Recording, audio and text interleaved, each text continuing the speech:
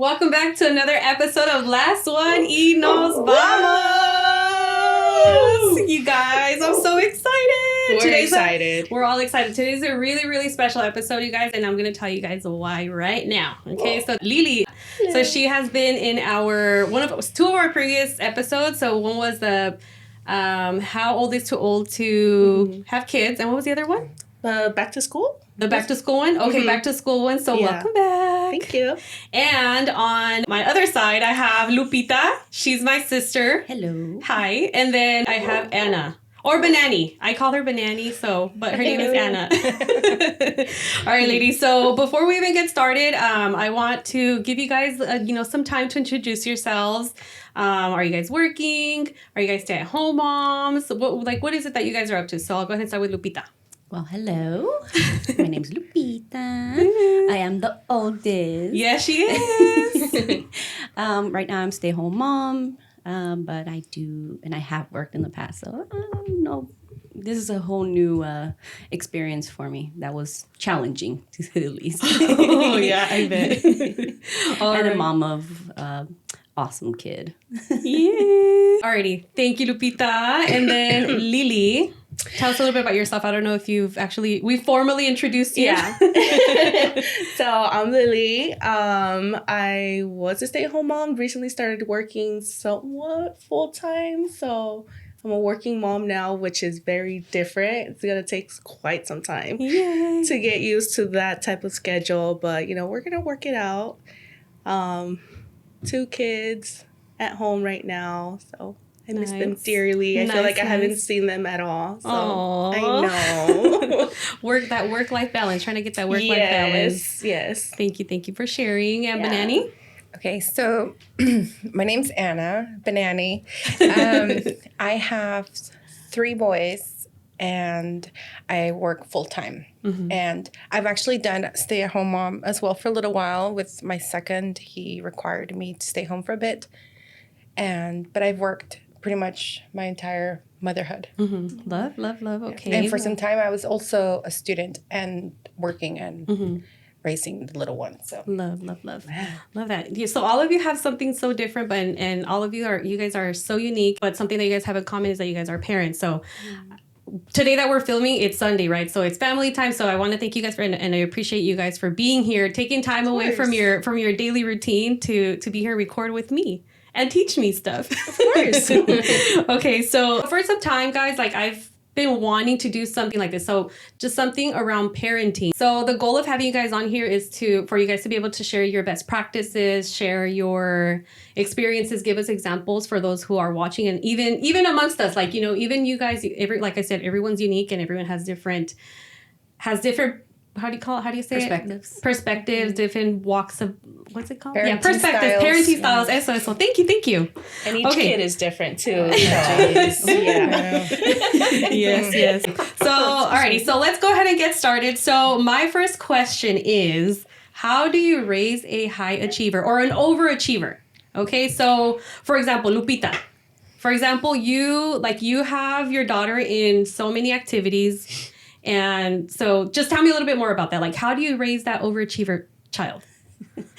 It really is all trial and error, to be honest. It's all trial and error. With her, it took me a long time to find out or really figure out what she was into. Mm-hmm. One of the things that was thrown around was ADHD. And as a parent, you never want to hear that something's wrong with your kid. Mm-hmm. Yeah. But so for a long time, I just put her in activities. You hear, just put your kids in activities. Mm-hmm. You know what? I just threw her into tap, ballet, just physical activities, burn that energy. She wasn't into it. She didn't have the maturity for it. She was pushed to the side, ostracized. Mm-hmm. She was just, it was very difficult as a child. But fast forward to now, or let's back up to 2019 or roughly when COVID hit, it was almost a blessing in disguise. Well, no, it was a blessing in disguise for her because kids with ADHD need that one-on-one time. Mm-hmm. And with her, even before COVID, noticed that she loved water. and put her in junior lifeguard. So she was doing junior lifeguard, and she was doing tumbling, and those two are very high impact, and they require a lot of energy. At times she almost hated it, especially junior lifeguard. She was so tired, but that's the point. That's the point. Let's get them tired. That's the point. But with all the good comes the ugly too, because kids with ADHD tend to attract a lot of negative kids, and they're bullied a lot. And that was her issue throughout her life. It was always having to deal with bullying and how to navigate through those downs, but also help her navigate through the ups and help her push through situations. And to this day, I mean, it's made her a stronger kid, mentally, emotionally. I mean, still young, so she's still growing. So like I said, it's really trial and error. And as a parent, because I was a single parent for a little bit and working as well, it's finding a parenting style that works for you. Growing up, we were raised in authoritative, structured kind of lifestyles. Like, this is how it is, and this is how it's gonna go.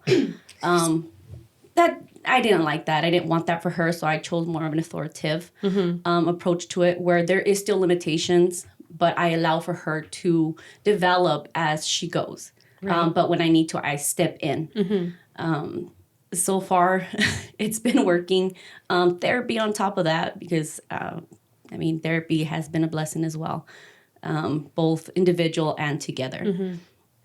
But I mean, it really, it's what worked for me. Yeah. Especially because, I mean, like I said, children with ADHD, it's not the easiest. But I'm very blessed. I can say I'm very, very blessed with who she is, who she's becoming, and I'm just.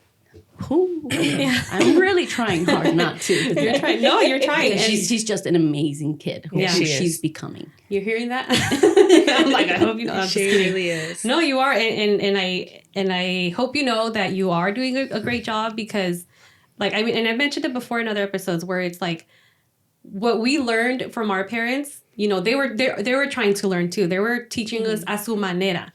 And us, luckily we have technology, we have other resources that we can go to be able to support not only our kids, but también ourselves. I know that's something completely different. You need a tissue? Oh, no, I'm good.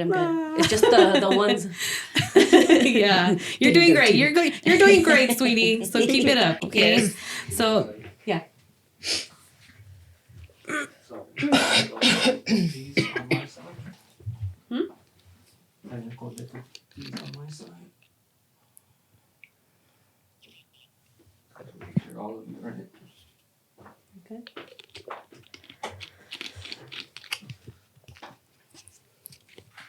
You? Thank you. If I can butt in, Margarita, Yeah, you made a very sure. good point that you said, you know, our parents raised us a su manera. But I think, and I don't know if everybody here can agree, in my case, I think my mom was trying to be better than how she was raised, right? Because with every generation, there's a different parenting style. Right. And so I know from her background, she didn't want to raise us the way she was raised. It was very tough and, you know, raised in poverty and a single parent home as well. And so I'm now breaking that cycle as well in my home, where I don't want to raise them the same way. Not that it was a bad thing. It's just, I feel like you said, there's more resources available. We're open to more parenting styles and breaking that generational trauma that comes behind some of the things that our parents and our grandparents have instilled in us. And so in my home, and I'm glad Lupita brought it up, you know, therapy as well has helped us a lot, because it teaches us to work with childhood traumas and not to continue them into our children. And so I just wanted to bring that up, that I think, at least from what I can see, we're always just trying to be a little bit better, breaking that generational trauma and pattern that comes with sometimes our cultures. Absolutely. And these are, like you said, there's no perfect way of parenting. There's really yes, there's a guide to how to parent, but there's only certain things that are going to work for you, some things that are not going to work for you. Like you said earlier, that's all trial and error. So thank you guys for sharing that. And to me, I feel like this is all really, thank you guys for, I guess, I don't know if you guys agree, but like you guys are being vulnerable by sharing some of these things with you guys, because it's not something that just anybody is open to talk about. Okay, so thank you so much for sharing that. Well, you guys have more experience than Hold on. No, you all have. I think we're all just in different stages of our parenthood. You have a 15-year-old, and I'm right in the mix because I have a 15-year-old. He just turned 15, and then I have a 2-year-old and a 6-year-old. So I have such a large gap where I'm right there with you with the little ones, and I'm right there with you with the teenager, and it's crazy at home. Yeah, and the parenting styles for each kid. Exactly. Not only. Even if they were like back to back, would they all be different? But in my case, the different ages and trying to compromise, like, even when we go to like amusement parks, the little ones can't do something the big one can, and the big one can do. So trying to alternate and just share our time with all three of them, it's difficult. So I could only imagine. I'm right there with both of you, really. And I'm like, I'm over here watching you guys from a distance, but eventually I'll catch up. I'll catch up one day. Okay, so Lily, bringing it on to you. So one time you mentioned to me that you had, before your son even started school, you had created something. Because do you want to talk a little bit more about that? Yeah. Okay. So I created this folder for him. We to the store and I got the those little sheets where you can put the papers inside, like the laminated ones, the plastic ones. Yeah. Oh, okay. Yeah. So I got one of those and I printed out sheets with the numbers from 1 to 10, and then the rest up to 20. The alphabet, the colors, the shapes, even the planets. Something so that he can trace his name or like learn how to write his name and stuff. It helped him out so much. Y también on the phone, there was this app that really helped him out. His first language was Spanish, which I was very proud of. He learned at 2. He already knew his alphabet in Spanish. Awesome. He knew his numbers. So by the time that he started preschool, ya se sabía mucho. Like I feel like he was very much more ahead than the other kids. I'm not trying to pride, but no, yeah, do it, girl. Toot that horn, girl. Yeah, so I'm really proud of him. But now, like when he started school, se le olvidó all his Spanish. Oh, so now he won't, like with the baby, he will talk to her in Spanish because that's all we're teaching her. So that's nice. But other than that, he's like, Mom, I'm English, not Spanish. I was like, excuse me, sorry. But he's still very, very smart. Like he was telling me the other day, like the whole addition. So he was like, Mom, what's 2 plus 2? 4. What's 4 plus 4? He'll like go on like from there, from that equation or that whatever it sums, like he'll double it. Like he knows it, like bigger numbers. I'm like, dude, what? I don't go over this with you. Like, what is going on? Like, wow. And his teacher recently for the parent teacher conference, she was saying that they were practicing writing their names, and when she got up to him and like he did pretty well, because he knows how to write his name. She was like, oh my gosh, like Daniel, like you did really good. Like it blew her mind. So I was like, yeah, that's my kid. Yes. So one time you also mentioned that his first day of school, and along with that, like he just really enjoys school. Like he enjoys going to school. Do you feel like maybe you preparing him ahead of time made him want to? I think so. I mean, at least I hope so too. Yeah. Nomás le nació. Yes. I mean, my sister's really bright too, so I think he got some of that. Some of those genetics. Just like bien burrazo. There's nothing of me, or maybe my husband too. He's smarter than me too. So, I mean, that's a good thing. That's love. I love that. Like when you told me that, he's just like, no. Tell the story. I want you to tell them the story. From when he started preschool? Yeah. How was that whole experience for you? So I dropped him off. All the kids were screaming. They didn't want their parents to leave. So we're right there. They're like, Mommy, no. They were leaving already. They were in line. They're heading over to the class. And there's all these kids turning around. And Mommy, bye, crying. My kid, ni volteó. I was like, bye, papi. Nothing. I was walking home. I had the baby in the baby carrier here. I was crying on my way back home. Oh my gosh. And at pickup, he didn't want to leave. He did not want to leave. Oh He's like, my Mom, wait gosh. here.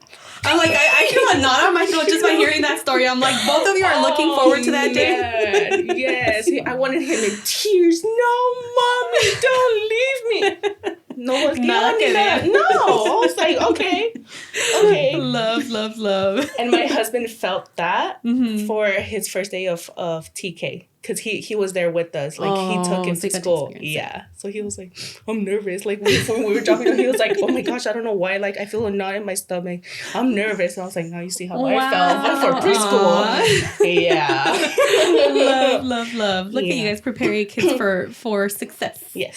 All right, so Anna. Banana, I'm gonna call you Banani. It That's feels okay. weird calling you Anna. I'm like, so who's formal. Anna? I'm like, who's Anna? I don't know Anna. We don't know an Anna here. So Banani, ahora tú, your oldest. So your oldest, you when you had him, or I think when you were pregnant, right? Like you were still going to school, you were still going to university, trying to figure things out for yourself. How did you manage to ensure that not only his well-being was taken care of, but academically as well? So how was that journey for you? With my oldest. So yes, I was a full-time student and I had a part-time job. By the time Evik started school, I was done with my bachelor's. Oh, okay. So I was right about there. I think maybe he was in kindergarten when I was like my last semester or something.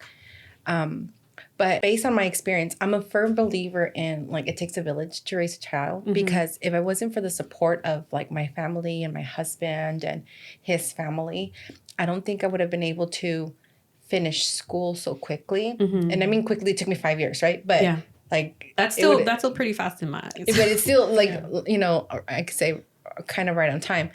And for Evik, because he was an only child for such a long time, I didn't have a second child. Maybe he was close to 8 years old.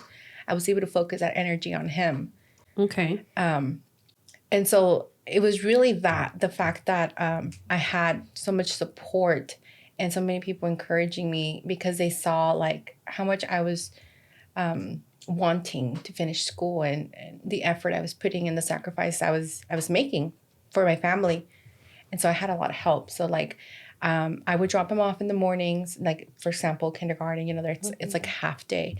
And then a family member would pick him up until I got home. Nice. And so that support system is really what helped and helped me balance off being a full-time mom and, you know, being a full-time employee and a mom and a wife. Okay. That was really it. How was like schoolwork and I don't know if he was in like extracurricular activities. How did you guys manage those? Like make sure that homework is done, making sure that you're attending like the parent conferences. So I was very fortunate that once I did start like work, I was working for a company that allowed me that flexibility. Like, hey, I need to take 2 hours off my day and go attend a parent teacher conference. Nice. And I would just come back, either make up the time. and that's been kind of my career since they started school, and now with even the other children, where I have that flexibility. The work that I'm in allows me to like make up work or take that time off and see that the children's needs are met, and then come back to work or make up the work at home or whatever. So I've just really just been very blessed in that aspect that I've had.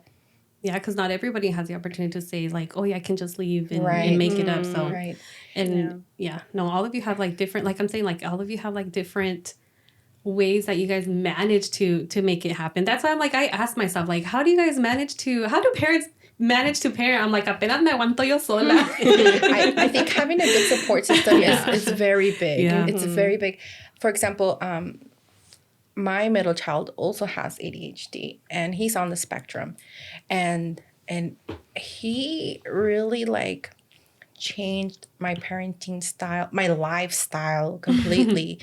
And for a while there, I was going crazy, because initially when we got this diagnosis, it was just like appointment after appointment, assessment after assessment. You know, they're testing him for everything, and so and I just had the baby, so he was like 3 or 4. The smallest one, right? Yeah, Like, and I okay. was pregnant when we got the diagnosis. So right when the baby was born, that's when kind of everything started going with like having him assessed and the different tests. So I would walk to like Kaiser with the baby in the baby carrier and have Ivan and getting him the test that he needed or the therapy because he had occupational therapy and speech therapy and behavior therapy, and we had a behavior therapist at home.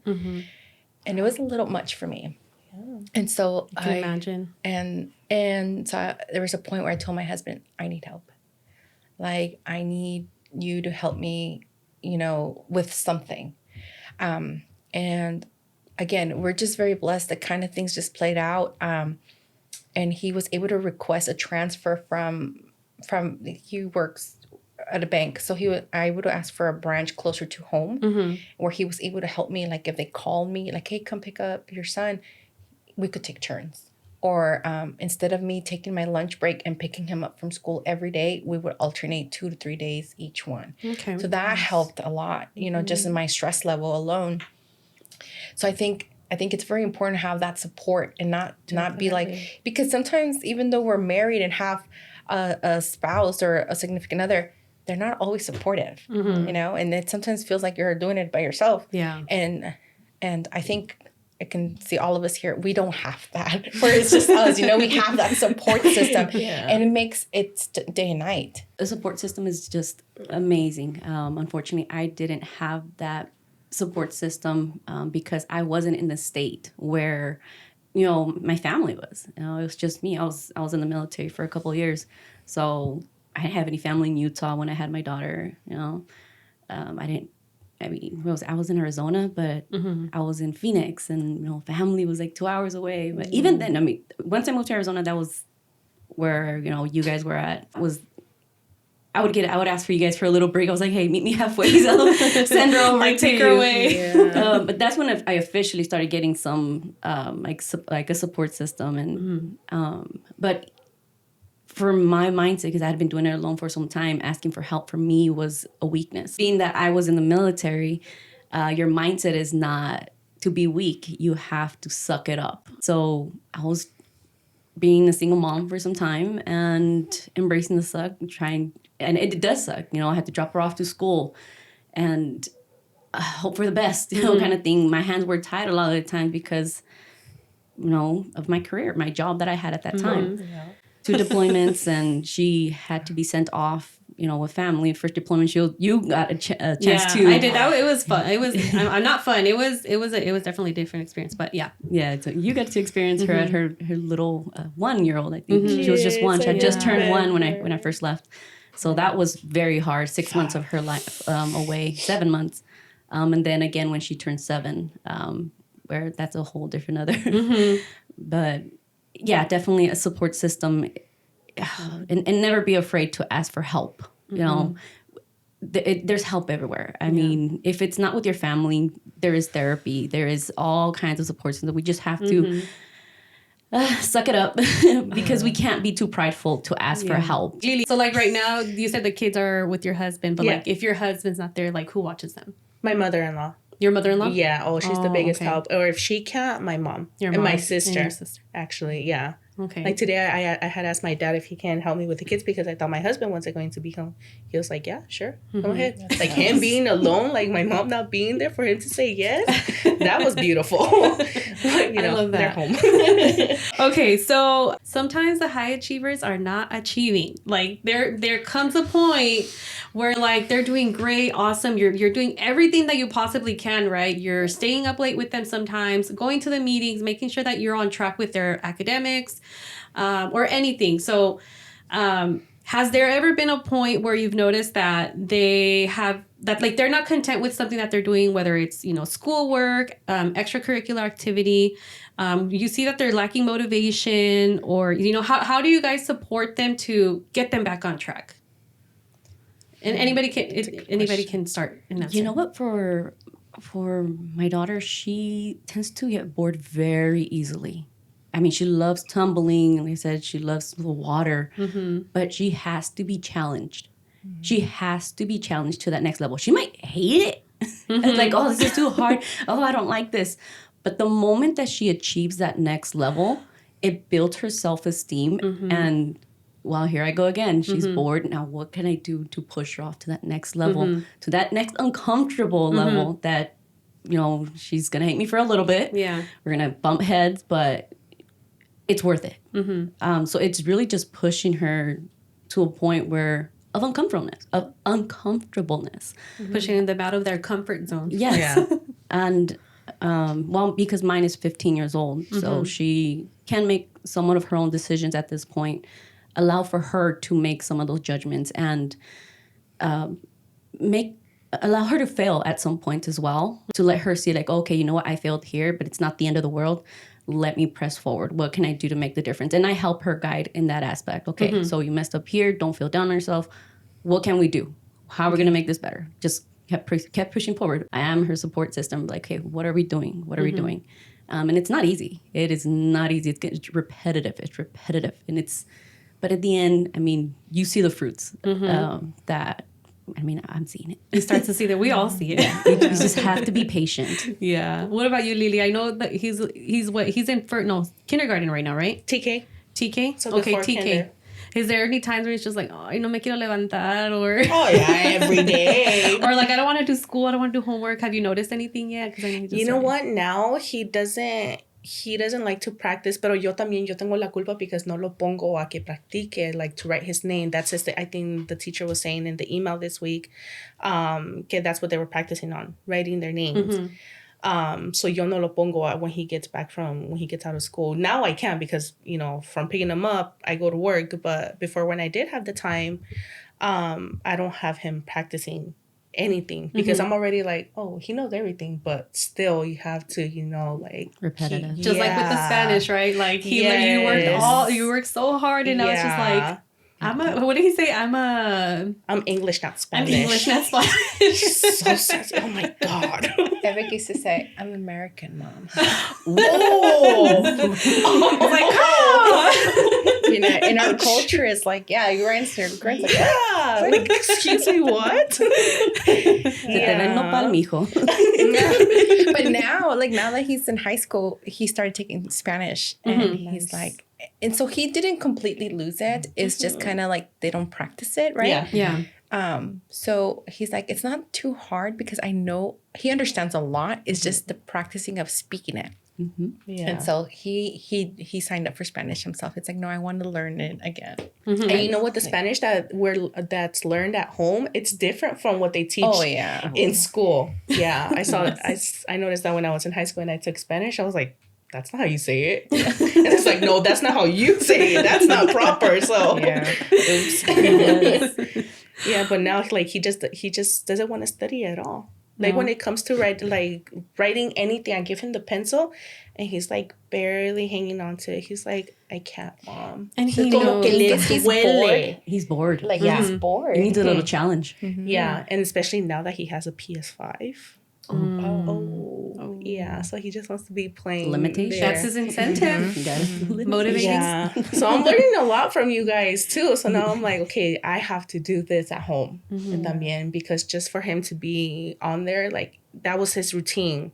Get up, go to school, come back home. Y ya, se quita los zapatos, hasta los pantalones sometimes. Kind of like, dang it. Llegando y se quita los pantalones. Empapado everywhere. Y ya, nomás se mete ahí. He's just there all day. Yeah, But, you know, I allow it too. So I'm like, I beat myself up for that. So it's like, So he just doesn't want to do anything anymore. I know. But because he's like, oh, I'm smart. It was I know. like, oh, no, sir. It's not always going to be like that. You know? I know. It's like, so, you know, if right now it's okay, but, you know, we got to get back on track. Yeah. You know what? I'm guilty of that. I was guilty of that for some time because I felt as a mom, I felt guilty. Like you were at school for hours learning. And when you get home, it should be a time of relaxation and, you know, to zone off, because when you go to work, you're working, and then come home and then have to work again. Yeah. So it's draining. So, but I found that little in between of, okay, you know what, come home, you know, distress, Decompress a bit.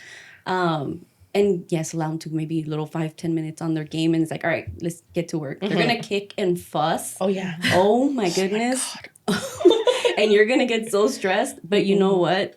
The more you make it the more consistent you are, he'll look at it like, okay, as soon as I get this done, I'll get my treat at the end. Routine. The routine. There's a routine or consistency. They'll start seeing it like, all right, mom means business. Let me get this done. Okay. And they might not see it in the moment, but the more you push them and like, oh, I already did this. All right, cool. Later on, they're going to do that assignment or whatever you're telling them to do. And they don't even realize that it's easy. It's easy. It's just second nature to them.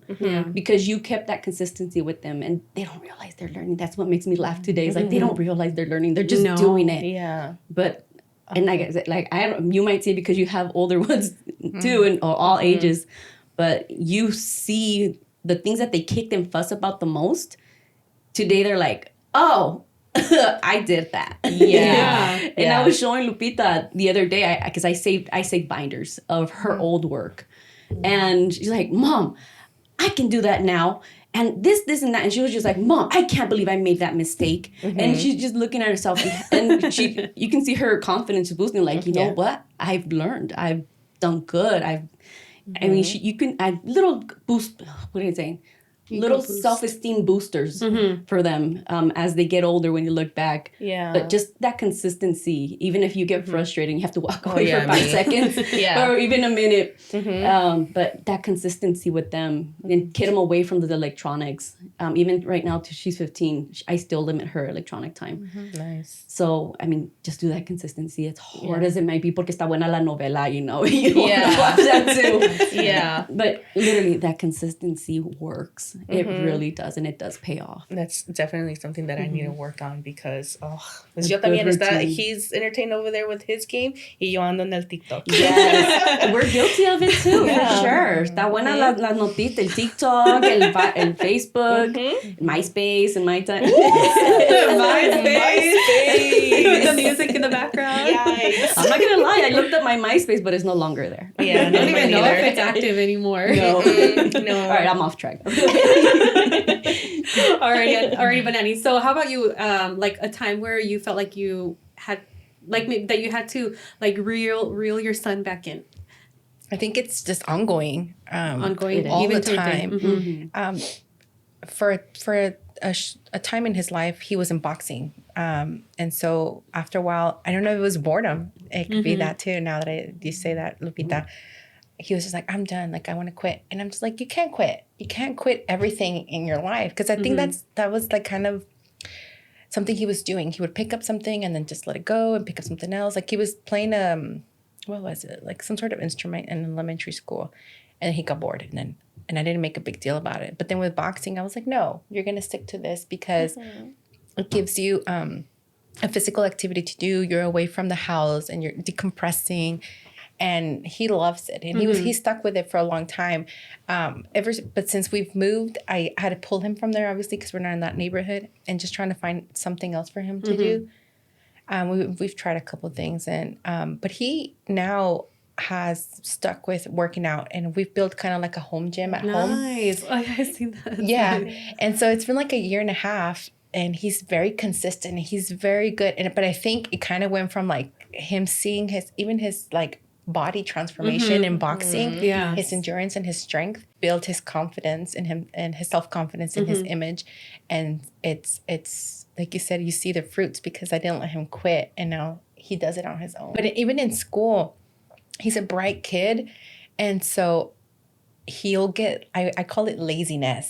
He'll get lazy and like slack off. And I'm like, hey, like what's going on with this? I know you're capable of more. Like what happened here? And it's like the teenage excuses of like, oh, I don't know. I'm like, no, don't give me that, you know? And so for me in school, I was kind of like Danny. I loved going to school. I was such a nerd. And seeing like, because I know how bright he is, so seeing him slack off, it like hurts me. It's like, oh, I know your potential is so much higher, but he gets distracted, and so sometimes I'm a little hard on him. And my husband is the opposite of me. My husband and he'll say it himself. That's why I'm going to say it. He's like, I barely passed high school, you know.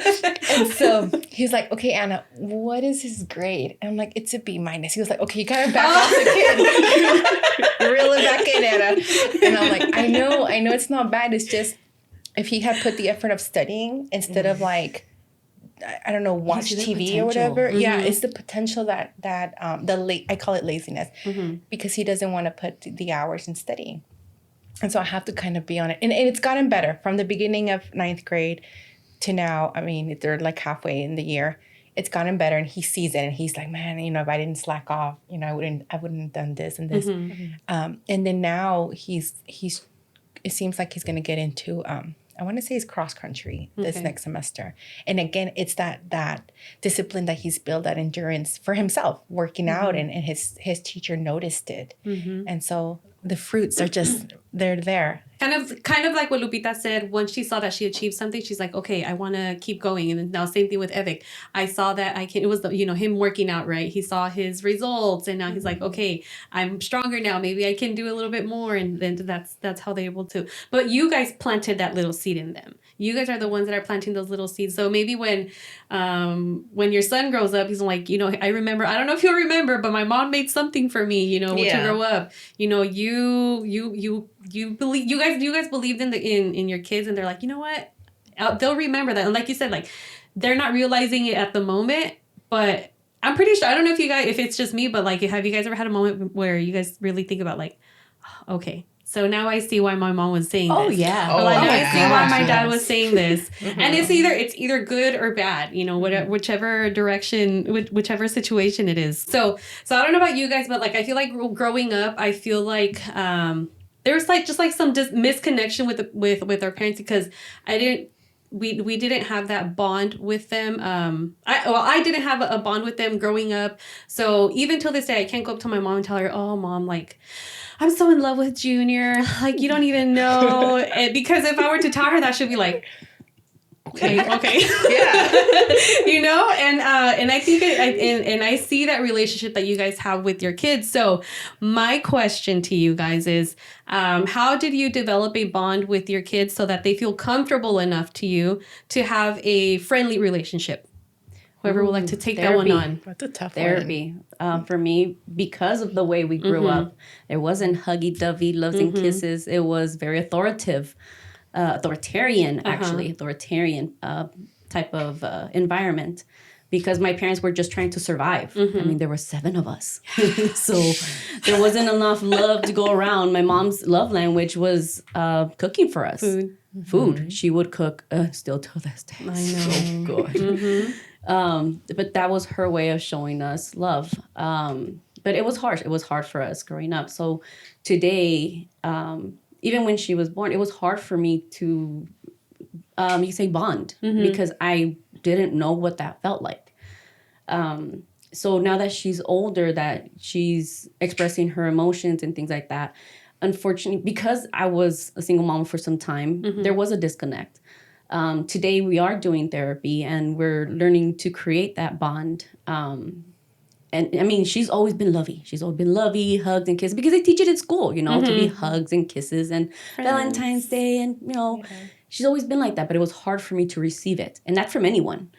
But today, during therapy, we're learning to communicate better how we feel and have a stronger bond today. And I'm still working on it. I'm still working. It's going to be constant work. But it's worth it. I mean, today I can hug her and be like, I love you. And, and I mean, it feels great. It feels great today to have the bond that I have with my daughter. Yeah. Definitely.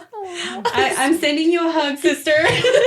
We're all sending you hugs. Yes. You guys seem more like friends, like best friends. Yeah. Like sometimes I forget, like, oh wait, like you're her mom. Yeah. Like I love that. And one of the things that, because of my situation, I had to pick up the mentality. And you know what? It wasn't a bad mindset of, you know what, I'm your parent first. I can't be your friend. And as parents, that's kind of, I believe, the mindset that we should have, because we can't be your friend. Your friend is someone that allows you to slide and do things that you shouldn't be doing, or te tapan, son tapones. Well, as a parent, I have to discipline you. I'm going to be the bad guy, and today that she is the age that she is, she's 15. And the way I explained it to her is like, I couldn't be your friend then, because I had to teach you. And today I'm still teaching you, but today we can get closer we can bond better because you're more mature. So the more you mature, the closer we can become friends. But that doesn't change. I'm still your parent first. So Breathtaking. That's beautiful. Do you know that? Yeah, it really is. And how about you, Lily? I mean, same. My parents, like my mom, there's up to the day, there's still things that I can't talk to her about. Like, even like there was a time where, you know, like I was feeling down or depressed and I told her and she was like, ¿Qué es eso? That's it. Don't be. Like, mom, like, I'm just Like, don't be. Yeah. Ponte a limpiar. Why do I even bother? Oh my So, God. you know, like, still up to almost 30. And, you know, like, I don't want my kids to go through that. Especially, like, I just don't want to, like, you know, I do try to talk to Danny. He's a lot more like my husband. He doesn't like to talk. But I do want to... The bond that you and your daughter have is, oh my gosh, that's what I want it to be with both my kids. So, I mean, And make that connection. Like, how do you work on making that connection? How about you, Benani? So with Evik, the tricky thing with Evik is I see myself in him a lot. Like his personality is very much me. And so I have, I think, a stronger bond with him where he comes to me a lot more than I would say with my husband. But it's because my husband is the complete opposite of Evik. So sometimes he'll be telling me things and I have to kind of stand up for him. Like, no, he's allowed to feel that way, or he's feeling this way because of this and this and this. And then it's like, because I know, because it's me. It's me reincarnated in him, you know? So I can totally like have the same process of thinking. And I'm very grateful for that, because the same thing, I didn't grow up with a household where I can like kind of go and express my feelings. My mom was loving, but like, and she still is to this day, she's very introvert. She keeps very much to herself. And so I didn't want that with none of my children. And I have all boys, so it's a little bit different. But I'm glad that he's able to come to me and say, Mom, my friends did this, or, you know, there's this girl here, blah, blah, blah. Because it makes me feel like I've done something right, you know? And like Lupita said, therapy. I have been in therapy for like a year and a half now.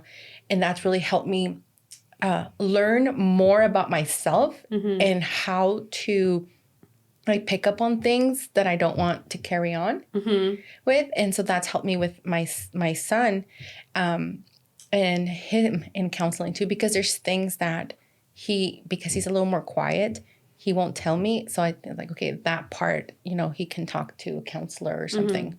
Because he also needs his own privacy. And I think because he's a boy, he won't always tell me everything, I think. But it's that setting that like that boundary line between parent and friend, you know. And then sometimes I have to remind him, like, hey, like that's not cool right there. He's like, bro, come on. You know, that doesn't bother me. Like he'll call me bro. Oh, he does call you bro? Sometimes he'll be like, dude, bro. You know. It doesn't bother me.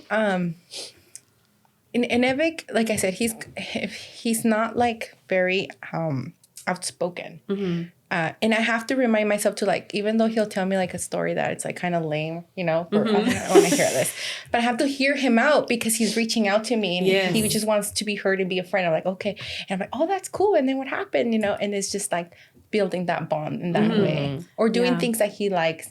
And another thing that I think has worked for us is I didn't have like a social life because my mom was a single mom for a very long time as well. And my dad was kind of just in and out. And so having him like, hey, you want to go hang out with your friends? I'll and I'm the mom that's picking them all up and I'm the mom that's dropping them all off. But because I want him to have that social interaction, because it's something I didn't have. And I feel like he needs, because he's so quiet, he kind of needs that social interaction. And I've seen it, especially in those last couple of years, his character develop more where he's a little more outspoken. He's not so quiet and angry all the time. But yeah, it's definitely hard to find that balance and know what works, you know, and what doesn't work. You're not a regular mom. You're a cool mom. Get in, we're going shopping.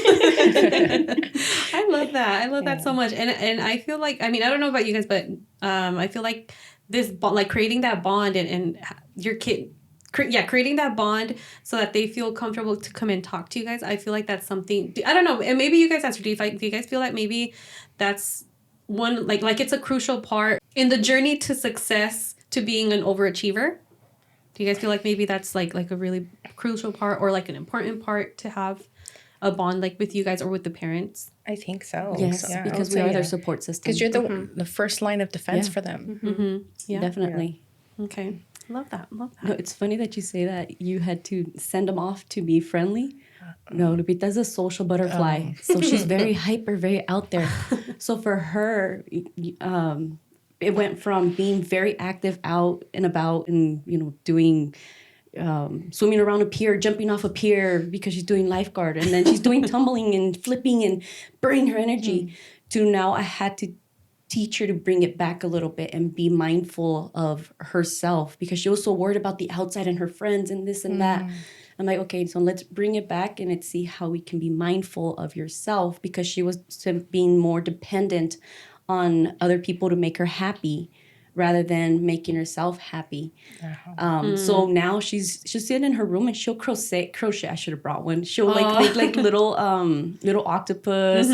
She'll make little bags and she learned it fast. She learned it in a week. I can barely do those little trencitas, just a little line with the hook. That's all I can do. And she tries to teach me and I just get frustrated. I'm like, I don't know. Like, Mom, but she's so patient.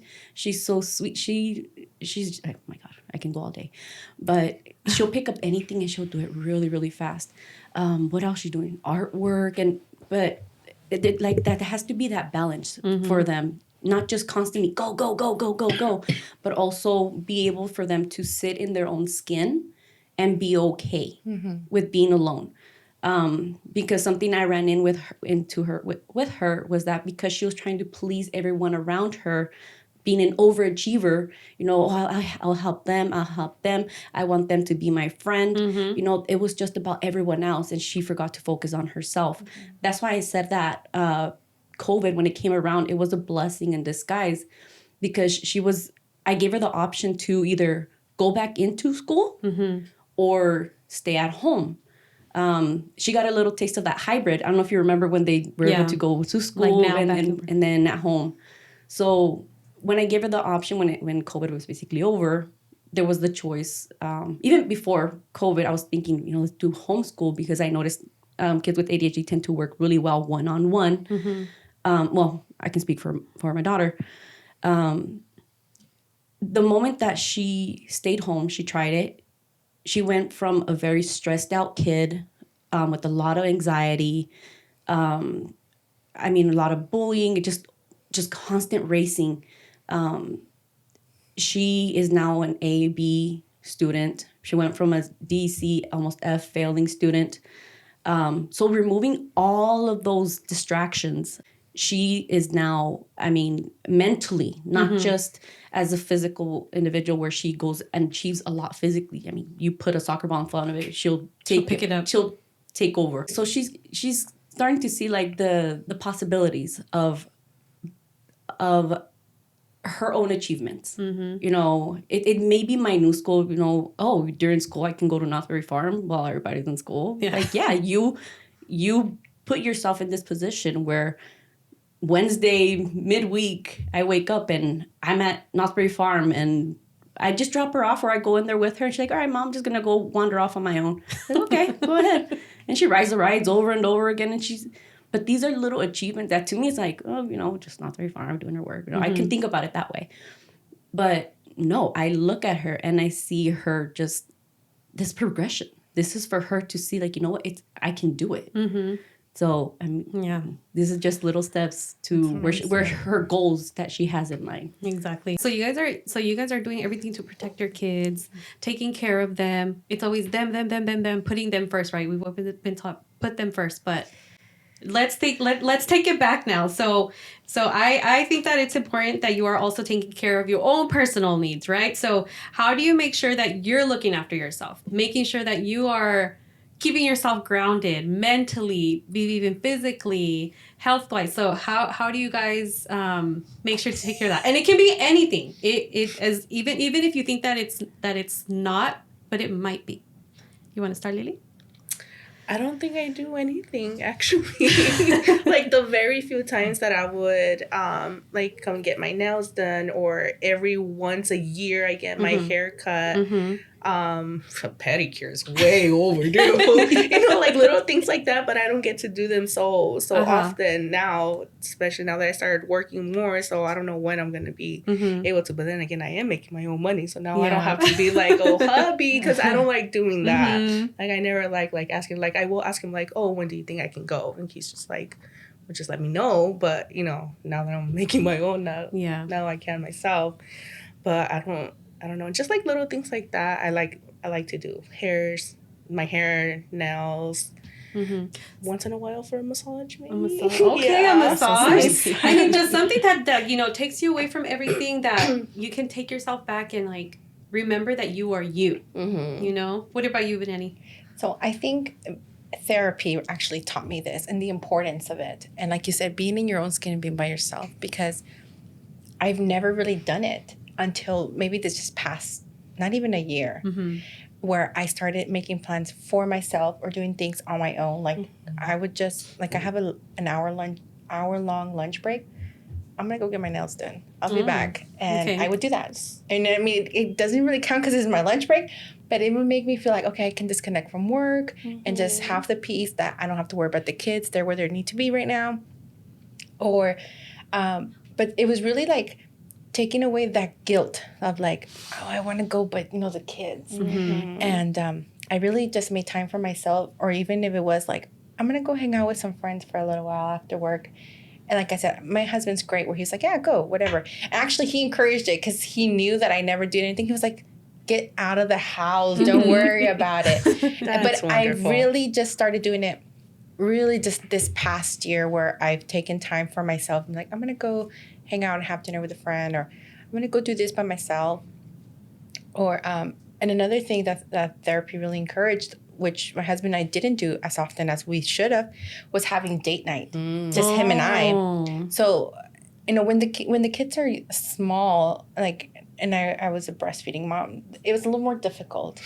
But that guilt was always there, like, okay, we have to hurry up because we have to get back to the kids. And so during therapy, I was like, I don't like that. I was finally able to like speak up for myself. I don't like that you do that type of thing. So working out those quirks. And now that we do it, we try to go at least once a month. And then every so often I'll go out by myself and he goes out by himself. And just like you said, it kind of reminds you like, this is who I am. It's a mental break. I can come back. And because I'm not like over crowded with mental thoughts about like the house, I can focus and be more patient with the kids and not explode. And it's just that mental break. And my husband and I are very good about like, okay, we need a night out. Like this is we're on edge. And so we'll schedule something, even if it's just like a movie date. But it was really thanks to like therapy that making me realize that it's important and I shouldn't feel guilty. Because at the end of the day, when I come back, I'm more at peace and I'm more present with the kids. So it really is important to kind of do that and put that time aside, even if you have to schedule it in. I'm very good about like putting everything on my calendar. Good for you. So I'm like on this day, remember, you can't work late.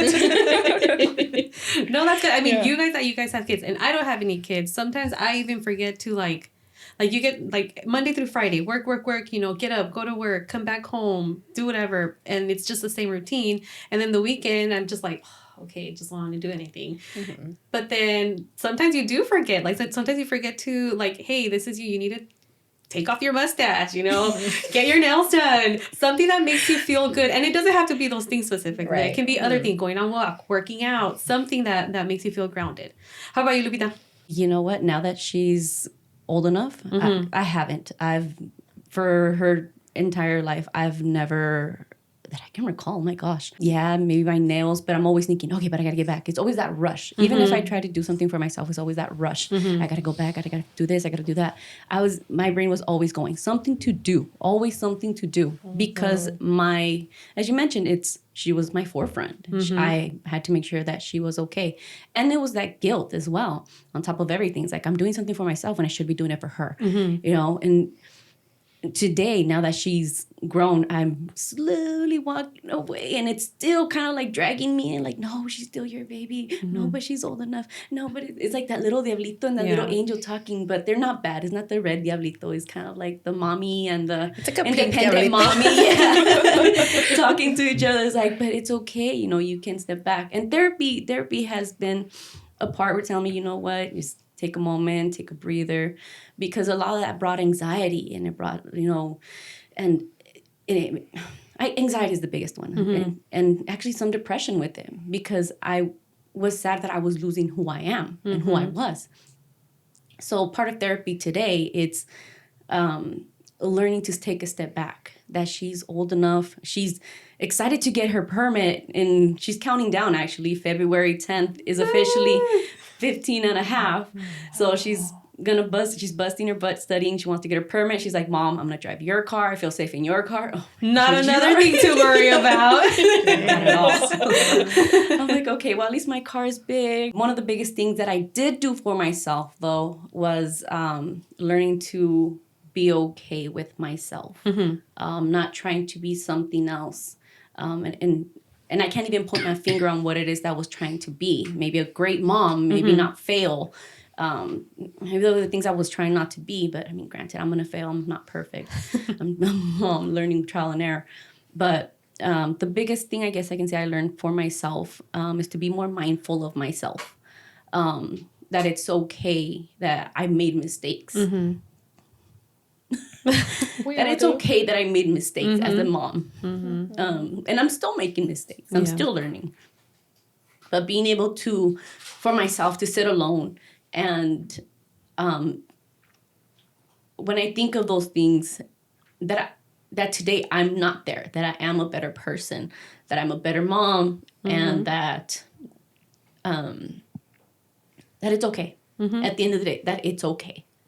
Yep. It's like bottom line, that it's okay. It's okay to make mistakes. It's okay that your kids are going to be upset at you because of A, B, C, and D. It's okay. It really is okay. And I mean, crying is not a weakness. I mean, for me, I hated crying. Oh my gosh, same. Hated crying. Same. Today I would be mad. I was like, well, you crying. Like it was a lot of ego. But today I'm okay with that.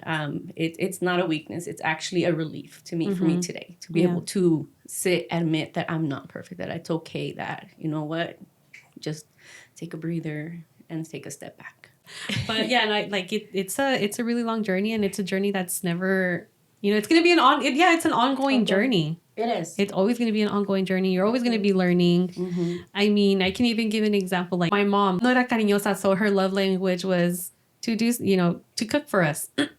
And now that she's older, she's learned that it's important for her to show us love and affection. And for me, it's not weird. I know I see you squirming over there. It's still really weird, but you know, it's never too late to try to make a difference and change, and it's for the better. It is. But yeah, guys. So the next thing, Junior's going to be setting up a video that I want to show you guys, and that's pretty much going to close it off, and then we'll be done.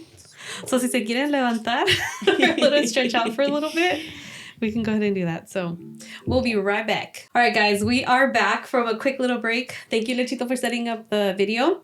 So this manager is interviewing people for the world's toughest jobs, and he's going to be giving them like the description of the job, and you guys will see right now.